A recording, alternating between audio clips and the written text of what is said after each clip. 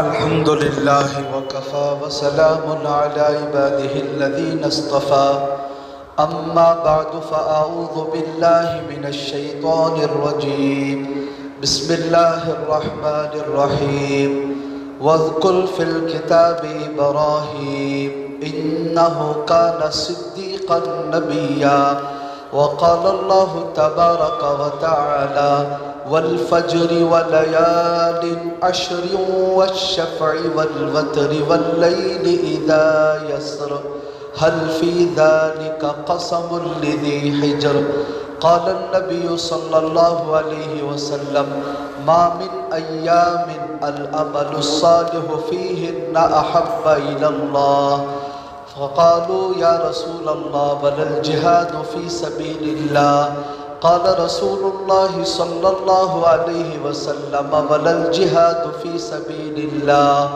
إلا من خرج بنفسه وماله فلم يرجع بذلك من شيء أو كما قال عليه الصلاة والسلام صدق الله العظيم وصدق رسوله النبي الكريم ونحن على ذلك لمن الشاهدين والشاكرين والحمد لله رب العالمین۔ بزرگان محترم، عزیز دوستو، گزشتہ جمعہ حضرت ابراہیم علیہ السلام کی زندگی کے 2-3 واقعات بیان کیے گئے۔ اللہ نے قرآن مجید میں تقریباً 70 مقامات پر حضرت ابراہیم علیہ السلام کا تذکرہ کیا اور اللہ نے خود فرمایا ہے کہ ابراہیم علیہ السلام کی زندگی اور ان کے ساتھیوں کی زندگی ہمارے لیے قیامت تک آنے والے انسانوں کے لیے یہ آئیڈیل ہے، بہترین نمونہ ہے۔ اس لیے ان کے زندگی کے بہت سارے واقعات قرآن و حدیث کے اندر اللہ نے تذکرہ فرمایا ہے۔ ان میں سے صرف ایک واقعہ اس جمعہ بیان کیا جاتا ہے۔ 3 پارے میں،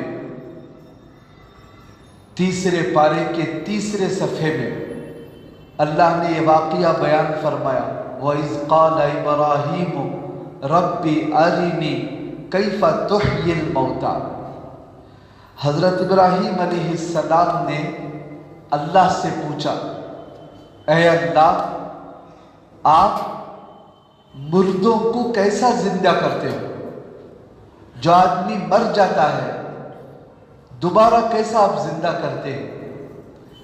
اللہ نے پوچھا، اولم تؤمن، اے ابراہیم، کیا تیرا اس پر ایمان نہیں ہے؟ کیا تو اس کو یقین نہیں کرتا؟ تو فرمایا بلا ولکن لیطمئن قلبی، اے اللہ مجھے یقین ہے، میں جانتا ہوں، مانتا ہوں تو قادر مطلق بادشاہ ہے، لیکن دیکھنا چاہتا ہوں تاکہ میرا یقین کامل ہو جائے آنکھوں سے دیکھنے کے بعد۔ اب انبیاء علیہ السلام سارے لوگوں کی تربیت کرنے والے، اور تربیت کرنے والے کو کسی بات کے اندر تھوڑا سا بھی شک پیدا ہو گیا وہ دوسروں کی کما حقہ تربیت نہیں کرتا۔ اس لیے اللہ نے تمام انبیاء کی براہ راست تربیت فرمائی۔ تو اللہ نے ابراہیم علیہ السلام کو سمجھایا کہ میں کیسے زندہ کرتا ہوں مردوں کو۔ کہا کہ ابراہیم، تم یہ 4 پرندوں کو لے کر ان سے انسیت پیدا کر لو، مانوس بنا لو۔ 4 پرندوں کو اتنا پالو کہ ان کا نام لے کر پکارو تو وہ اڑ کر آ جائے۔ جیسے آج کل گھروں میں دیکھتے ہیں لوگ طوطا پالتے ہیں، کبوتر پالتے ہیں، بلیاں پالتے ہیں، کتے پالتے ہیں۔ نام لو تو کتا بھی بھاگ کر آ جاتا ہے، نام لو بلی بھاگ کر آ جاتی ہے، اور یہ فیشن بنتا چلا جا رہا ہے۔ حالانکہ شریعت کے اندر یہ بتایا گیا طوطا بلی ان کو چھوڑ کر باقی کتا ایک ناپاک جانور ہے، لیکن ترقی یافتہ لوگ کتے کو پالنا بھی اچھا سمجھ گئے، بلکہ اپنے بچوں سے زیادہ توجہ کتے کو دے رہے ہیں۔ یہ ایک واقعہ میں اس سے پہلے بھی بیان کیا تھا کہ امریکہ کے اندر کورٹ کے اندر ایک کیس آیا۔ کیس کیا ہے؟ ماں نے اپنے بیٹے کے خلاف مقدمہ دائر کیا۔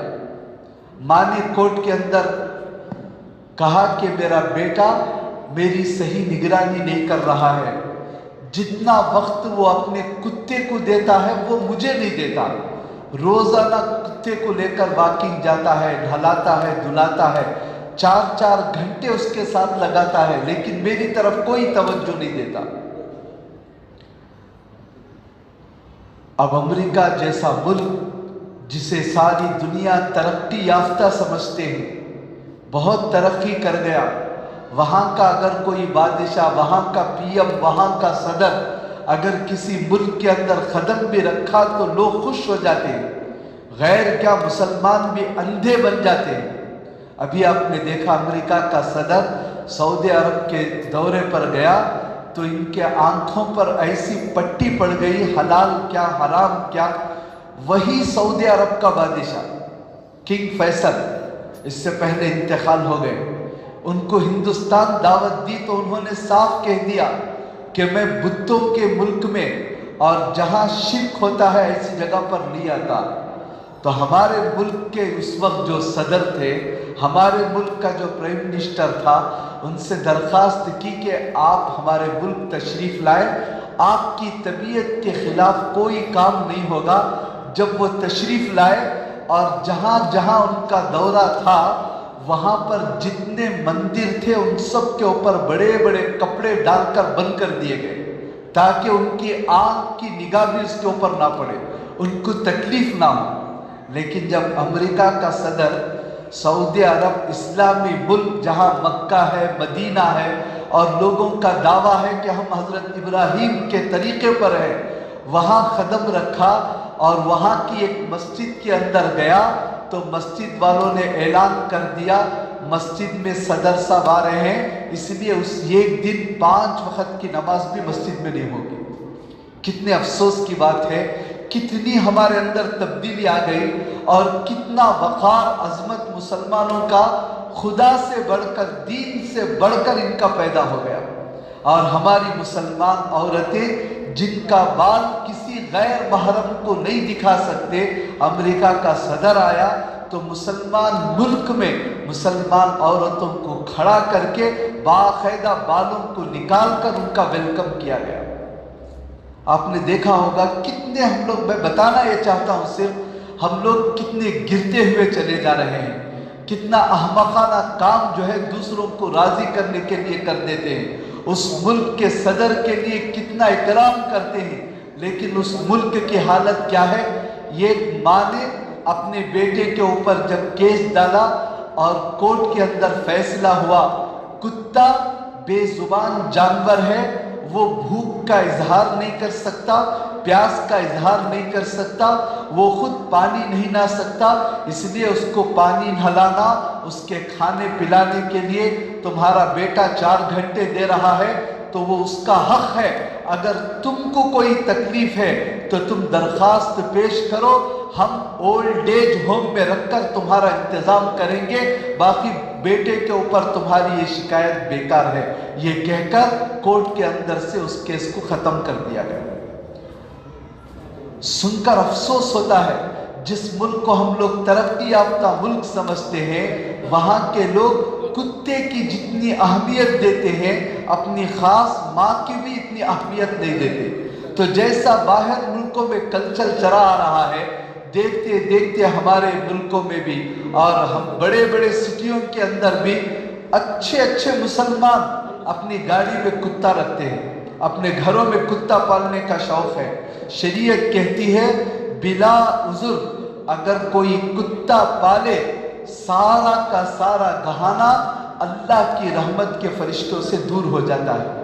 रहमत के फरिश्ते उस घर में कदम नहीं रखते जिस घर के अंदर कुत्ता पड़ा हुआ हो। और ऐसे नापाक कुत्ते को पालना आजकल रिवाज बनता चला जा रहा है। बहरहाल लोग जो है कुत्तों को भी पालते हैं, जानवरों को भी पालते हैं, उनका नाम लो तो फौरन उछल कर आ जाता है। इसको कहते हैं उनसियत पैदा कर देना, मानूस बना लेना। हजरत इब्राहिम अलैहिस्सलाम ने जब पूछा कि अल्लाह तू मुर्दों को कैसे जिंदा करता है, अल्लाह ने कहा 4 परिंदों को लो और मानूस बना। तो 4 परिंदों को लेकर हजरत इब्राहिम मानूस बना लिए। उनका नाम पुकारते तो वो उड़कर भाग कर आते। तो फिर कहा कि 4 परिंदों को ज़बाह करो, ज़बाह करके इनका सर अपने पास रखो और इनके धड़ को, गोश्त को टुकड़े टुकड़े करके मिलाकर, ऐसा नहीं कि एक परिंदे का गोश्त एक तरफ, चारों के गोश्त को मिलाकर, थोड़ा गोश्त एक पहाड़ पर, थोड़ा गोश्त दूसरे पहाड़ पर, थोड़ा गोश्त तीसरे पहाड़ पर, इस तरह 4 पहाड़ों पर रखकर फिर तुम उसको आवाज दो, देखो मैं कैसे इनको जिंदा करता हूं। हजरत इब्राहिम अलैहिस्सलाम उन सिर्फ सरों को लिया और जब आवाज दी तो जिसका जहां गोश्त फैला हुआ था वो वहां पर जम गया, जिसके पहर जहां जाया हुए थे वो पर उससे जुड़ गए और वो परिंदे का धड़ बनकर सीधा उड़ता हुआ हजरत इब्राहिम के पास आया। उन परिंदों में एक कौवा भी था, एक कबूतर भी था। कबूतर जब उड़कर आया तो कौवे का सर पेश किया तो वो कबूल नहीं किया, मोर का सर पेश किया तो वो कबूल नहीं किया, जब उसका सर पेश किया तो उससे जाकर जुड़ जाता था। जो परिंदा जिसका सर था बराबर उसके जिस्म के साथ आकर जुड़ जाता था। अल्लाह ने हजरत इब्राहिम अलैहिस्सलाम को ये आंखों से दिखाया और इस वाक़ये को कुरान मजीद में बयान फरमाया और क़ियामत तक आने वाले लोगों को ये नसीहत फरमाई कि अल्लाह रब्बुल आलमीन क़ादिर मुतलक़ बादशाह हैं। हम सबको जो पैदा किया है, हम ये ना समझे कि हम हमेशा के लिए पैदा हो गए। हम सबको एक न एक दिन मरना है, खबर में जाना है, वहां पर हिसाब होगा, फिर अल्लाह हशर में खड़ा करेंगे, वहां पर जवाब देना होगा। इंसान कभी अपनी आखिरत को ना भूले, इसलिए अल्लाह ने इस वाक़ये को जिक्र फरमाया। मरने के बाद अल्लाह कैसे खड़ा कर सकता है। बुखारी शरीफ के अंदर भी एक वाक़या है।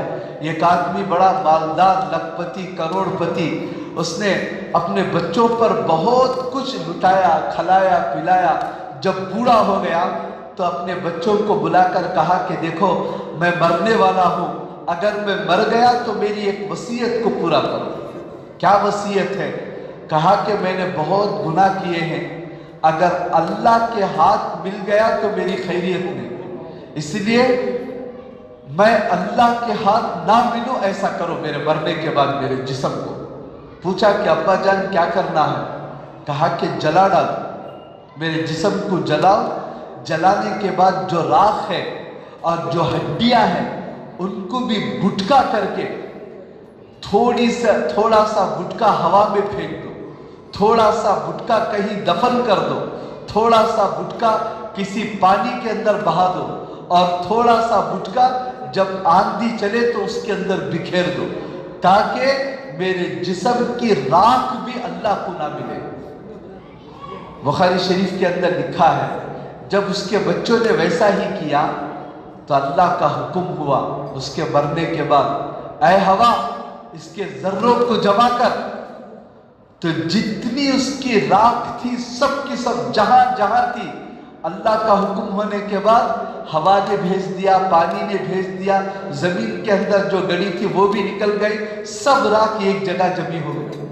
अल्लाह ने कहा जिस्म बन जा, हड्डियां बन जा, तो देखते देखते हड्डियां बन गई, गोश्त पैदा हो गया, सारा जिस्म पैदा हो गया। अल्लाह ने रूह को उसके अंदर डाल के फिर इसको खड़ा किया। जब ये खड़ा हुआ तो फिर घबरा गया, अरे मैं अल्लाह के हाथ कैसे मिल गया। अल्लाह ने पूछा कि क्या हुक्म दिया था तूने अपने बच्चों के लिए, क्यों हुक्म दिया था? तो उसने कहा कि अल्लाह बस तेरे डर से, तेरे खौफ से बहुत गुनाह किए हैं, बहुत तुझे नाराज किया है, اس لیے کہ میں تیرے ہاتھ نہ لگوں، عذاب سے بچنے کے لیے میں نے کیا۔ اچھا میرا اتنا ڈر ہے تجھے؟ ہاں یا اللہ بے شک تیرا بہت ڈر ہے۔ اللہ نے کہا جا میں معاف کر دیتا ہوں۔ تو اللہ جو ہے ایسا قادر مطلق بادشاہ ہے، انسان کہیں بھی مرے، پانی میں ڈوب کر مرے، جل کر مرے، کہیں بھی مر جائے، اللہ اس کو عالم برزخ میں زندہ کرتے ہیں۔ جہاں بھی انسان مرتا ہے بس جسم جاتا ہے، روح تو فرشتوں کے ساتھ آسمان پر جاتی ہے۔ وہ جسم کہیں بھی ہو اللہ اسے ڈال کر براہ راست مرنے کے بعد سوال جواب کرتے ہیں۔ حضرت ابراہیم علیہ السلام کے واقعے سے اللہ بھی یہ سمجھاتے ہیں، یہ بس سمجھو کہ مرنے کے بعد کوئی تمہیں پوچھنے والا نہیں ہے، جیسا چاہے زندگی گزارو۔ آج ہم لوگ جتنے حرام کام ہمارے یہاں چل رہے ہیں، جتنا ہم لوگ غلط دیکھ رہے ہیں، غلط کھا رہے ہیں اور غلط سن رہے ہیں، واحد اس کی وجہ یہ ہے کہ مرنے کا یقین اڑ گیا۔ مرنے کے بعد ارے کہاں جانا ہے، کیا اللہ کے پاس کیا جواب دیں گے، خبر میں کیا جواب دیں گے، حشر کے میدان میں کیا جواب دیں گے، یہ احساس ختم ہونے کی وجہ سے ہی آج ہم سے سارے گناہ سرزد ہو رہے۔ تو اللہ پاک حضرت ابراہیم کے اس واقعے سے ایک نصیحت تو ہمیں یہ فرماتا ہے کہ کبھی بھی اپنے مر کر دوبارہ زندہ ہونے کو مت بھولو۔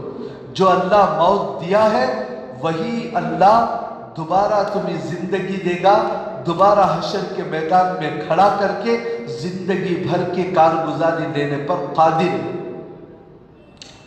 باقی واقعات بھی انشاءاللہ اگلے جمعہ بھی بیان کیے جائیں گے۔ اس وقت جو ہے ایک اہم بات کی طرف آپ حضرات کو توجہ دلانا ہے، وہ یہ ہے کہ یہ مہینہ اسلامی کیلنڈر کے اعتبار سے ذی الحجہ کا مہینہ ہے۔ آج ذی الحجہ کی 2 تاریخ ہے۔ اللہ رب العالمین نے قرآن پاک میں ایک جگہ پر فرمایا والفجر، صبح کی قسم، ولیال عشر، 10 راتوں کی قسم۔ مفسرین نے لکھا ہے اس صورت میں اللہ نے جو 10 راتوں کی قسم کھائی ہے وہ 10 راتیں یہی ذی الحجہ کی 10 راتیں، چونکہ اسلامی کیلنڈر میں رات پہلے آتی ہے، دن بعد میں آتا ہے، دن رات کے تابع ہوتا ہے، اس لیے اصل کا ذکر کرتے ہیں، مطبوع کا ذکر نہیں کرتے۔ تو اللہ رب العالمین نے 10 راتوں کی قسم کھائی ہے، اور جب اللہ کسی چیز کی قسم کھا رہے ہیں تو مطلب یہ ہے کہ یہ 10 راتیں اللہ کے نزدیک بہت اہمیت رکھتی ہیں۔ اسی لیے علماء فرماتے ہیں رمضان کو چھوڑ کر باقی سال بھر میں یہ 10 دن سب سے زیادہ فضیلت والے ایام ہیں۔ ایک حدیث میں اللہ کے نبی نے فرمایا ما من ایام العمل الصالح فیہن احب الی اللہ تعالی، یہ 10 دن میں اللہ کی عبادت کرنا اللہ کو اتنا پسند ہے کہ کسی دن بھی اتنی عبادت کرنا اللہ کو پسند نہیں۔ تو صحابہ نے پوچھا وَلَلْ جِهَادُ فِي سَبِيلِ اللَّهِ یا رسول اللہ، اے اللہ کے رسول کیا اللہ کے راستے میں جہاد جیسا عمل بھی ان 10 دنوں کے اندر عبادت سے زیادہ مقام نہیں رکھتا؟ تو اللہ کے نبی نے صاف فرمایا یہ 10 دن میں اللہ کو عبادت کرنا اتنا پسند ہے کہ انہی 10 دن میں ایک آدمی جہاد کو جا رہا ہے، تلوار لے کر، جان کو ہتھیلی میں لے کر جا رہا ہے، تو وہ عمل بھی اللہ کی عبادت کا مقابلہ نہیں کر سکتے۔ آگے ایک بات اللہ کے نبی نے فرمایا اِلَّا مَنْ خَرَجَ بِنَفْسِهِ وَمَالِهِ، جو آدمی اپنا پورا جان اور اپنی مال لے کر اللہ کے راستے میں گیا، شہید ہو گیا، شہید ہونے کے بعد اس کا مال بھی گھر کو نہیں آیا، کوئی چیز بھی گھر کو نہیں آئی، تو یہ ایک عمل، صرف یہ ایک عمل ان 10 دنوں میں عبادت سے بڑھ سکتا ہے، ورنہ کوئی عمل اللہ کی عبادت سے بڑھ کر ان 10 دنوں میں اللہ کو پسند نہیں ہے۔ تو وہ 10 دنوں میں سے آج دوسرا دن ہے، آج دوسرا دن ہے. اب گنے چنے کتنے دن باقی رہ گئے ہیں؟ 8 دن باقی رہ گئے ہیں. اب ان 8 دنوں میں ہم لوگوں کو کرنا کیا ہے؟ ایک تو سب سے پہلی بات عبادتوں کا اہتمام کرو. عبادت گزشتہ جمعہ بھی شاید میں بتایا تھا، 5 وقتہ نماز پڑھنا، رمضان کے روزے رکھنا، سال میں 1 مرتبہ زکوٰۃ دینا، حج فرض ہے تو حج ادا کرنا، یہ تو فرائض ہیں، اس کو تو کرنا ہی ہے. دل مانے نہ مانے ان کو تو کرنا ہی ہے. ان کو چھوڑ کر نفلی عبادت. پہلے ہم لوگ اشراق کی 2 رکعت نماز پڑھتے تھے، تو ان دنوں میں ذرا اضافہ کر کے 4 رکعت پڑھ لیں. چاشت کی نماز پہلے نہیں پڑھتے تھے، تو کم از کم ان 10 دنوں کے اندر 4 رکعت کی نماز اضافہ کر دیں. پہلے اوابین کی نماز نہیں پڑھتے تھے، تو کوشش کر کے اوابین کی نماز ان دنوں میں پڑھ لیں. تہجد کا اہتمام پہلے نہیں تھا، تو کم از کم کوشش کر کے ان دنوں میں تہجد پڑھ لیں. آخر رات میں اٹھ نہیں سکتے 4 بجے، 4:30 بجے آج کل وقت ختم ہو رہا، 4:30 بجے اٹھ نہیں سکتے، تو ٹھیک ہے، عشاء کے نماز کے بعد ہی وتر سے پہلے 1-2-4 رکعت تہجد کی نیت سے ادا کر لیں. اور چلتے پھرتے اٹھتے بیٹھتے ایک حدیث میں اللہ کے نبی نے فرمایا کہ تسبیح پڑھو، اللہ کی پاکی بیان کرو، سبحان اللہ کہو، لا الہ الا اللہ کہو، اللہ اکبر کہو. اس تسبیح کو کثرت سے پڑھنے کا حکم دیا ہے. اس لیے ان دنوں میں کیا کرنا ہے؟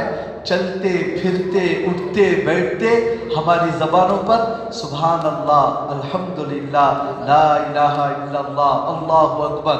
صحابہ کرام کے بارے میں بھی لکھا ہے، یہ 10 دن جب شروع ہو جاتے، گھر سے نکلتے ہوئے بھی راستوں میں بازاروں میں بلند آواز سے اللہ کی تسبیح بیان کرتے ہوئے جاتے، تاکہ اس تسبیح کو سن کر دوسرے لوگ بھی اللہ کو یاد کرنے والے بن جائیں. اس لیے ایک دن تو گزر گیا، آج دوسرا دن ہے. ابھی سے جمعہ کے بعد سے ہی ہم لوگ اس کا خوب اہتمام کریں. جب اللہ فرما رہا ہے کہ اللہ کے نبی حکم دے رہے کہ ان 10 دنوں میں اللہ کی خوب بڑائی بیان کرو، تو ہم جو ہے خوب اللہ کی بڑائی بیان کرنے کی کوشش کریں. اور تیسری بات، 9 دن شروع کے اس مہینے کے 9 دنوں میں روزوں کا اہتمام کریں. اللہ کے نبی جو ہے زندگی بھر ان روزوں کا بڑا اہتمام کریا کرتے تھے، اور یہ شروع کے 9 روزے ذی الحجہ کے کبھی چھوڑتے نہیں تھے. اور اللہ کے نبی نے فرمایا ان 9 دنوں کا ایک روزہ بھی، ایک روزہ 1 سال کے روزوں کے برابر ہے، 1 سال کے روزوں کے برابر ہے. اور خاص طور پر عرفہ کا روزہ، عرفہ کہتے ہیں عید سے 1 دن کا پہلا. ہمارے یہاں عید آنے والی ہفتے کو ہے، تو جمعہ کے دن آئندہ جمعے کا روزہ، اسے عرفہ کا روزہ کہتے ہیں. سال کے پورے 12 مہینوں میں سب سے زیادہ اللہ بندوں کو بخشش کرتے ہیں عرفہ کے دن. عرفہ کے دن اپنے بندوں کی سب سے زیادہ اللہ کے یہاں بخشش ہوتی ہے. اور لکھا ہے کہ شیطان سب سے زیادہ روتا ہے، یہاں تک کہ اس کے کمر کی ہڈیاں ٹوٹنے لگتی ہیں، اس کا چہرے کا رنگ بدل جاتا ہے. وہ کب؟ عرفہ کے دن. کیونکہ بہانے سے زندگی بھر کے گناہوں کو عرفہ کے دن اللہ معاف کر دیتا ہے. اس لیے عرفہ کے دن کا روزہ اللہ کے نبی نے فرمایا میں یہ امید کرتا ہوں اس ایک روزے کی وجہ سے اللہ گزشتہ 1 سال کے اور آنے والے 1 سال کے گناہوں کو معاف کر دے گا. گزشتہ بھی 1 سال، آئندہ 1 سال. چھوٹے گناہ، صغیرہ گناہ، بڑے گناہ تو اس کے لیے توبہ شرط ہے، اس کے بغیر معاف نہیں ہوتے. اگر سچی پکی توبہ کر لے تو گزشتہ سال کے کبیرہ گناہ بھی معاف ہو جائے گا. تو 2 سال کے گناہ معاف ہوں گے عرفہ کے روزے کے. اس لیے ان 9 دنوں میں سے آج دوسرا دن بھی چلا گیا، اب بس کتنے دن ہے؟ 8 دن.